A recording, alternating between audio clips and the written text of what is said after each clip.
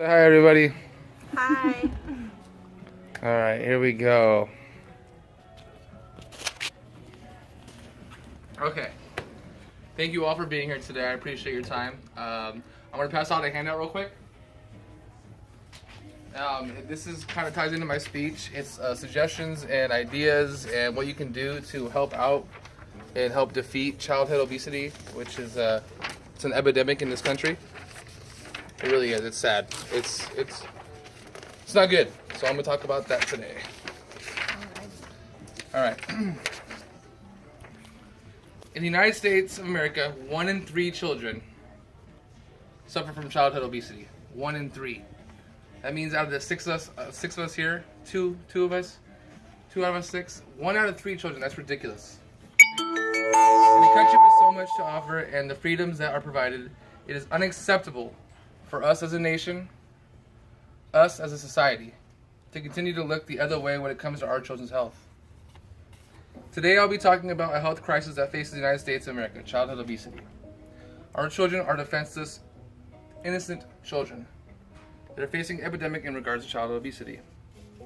If we do not establish new standards and policies, along with bringing attention to the importance of a healthy diet and daily exercise and nutritional awareness, 1 in 3 will forever be a burden on us and our children.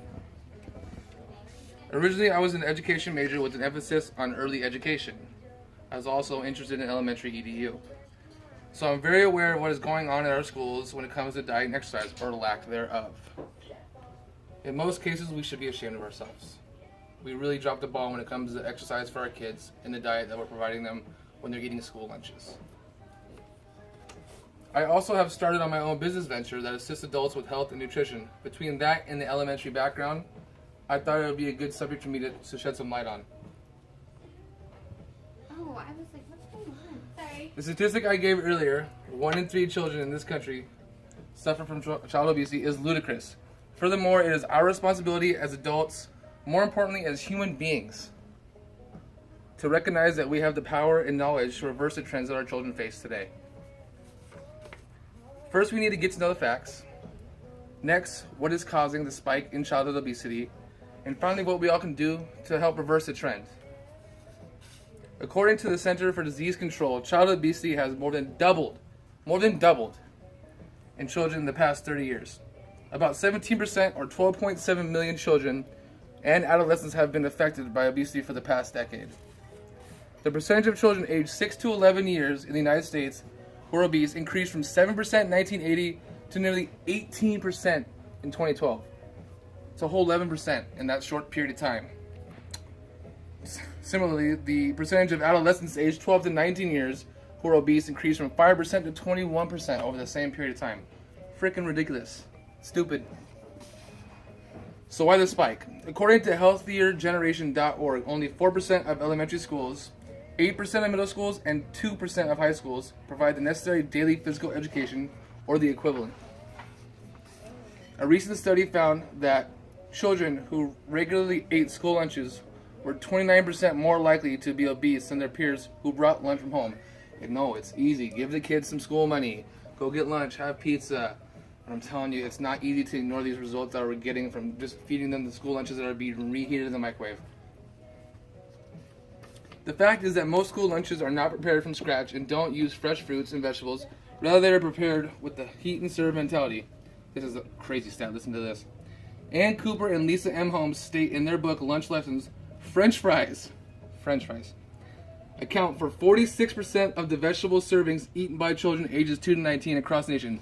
They're counting French fries as a vegetable. It's ridiculous. It's hilarious to me. Shouldn't be funny, though. No. Someone who has noticed the alarming trends is our First Lady, Michelle Obama. She has established an initiative called Let's Move. Awesome movement. According to letsmove.gov, Let's Move is an initiative launched by the First Lady dedicated to solving the challenges of childhood obesity within a generation, so that children born today will grow up healthier and able to pursue their dreams. Combining comprehensive strategies with common sense, Let's Move is about putting children on the path to a healthy future during their earliest months and establishing habits, giving parents helpful information, fostering environments that support healthy choices, providing healthier foods in our schools, and ensuring every family has health access to these kind of nutritious foods. A lot of these numbers are coming from poverty-stricken areas. So giving families access to the health that they need is a big part of it. You have been educated on the scary statistics regarding childhood obesity. 1 in 3. I can only say it so many times. You have been educated on what are the main areas that are leading contributors to the unhealthy lifestyle that is childhood obesity.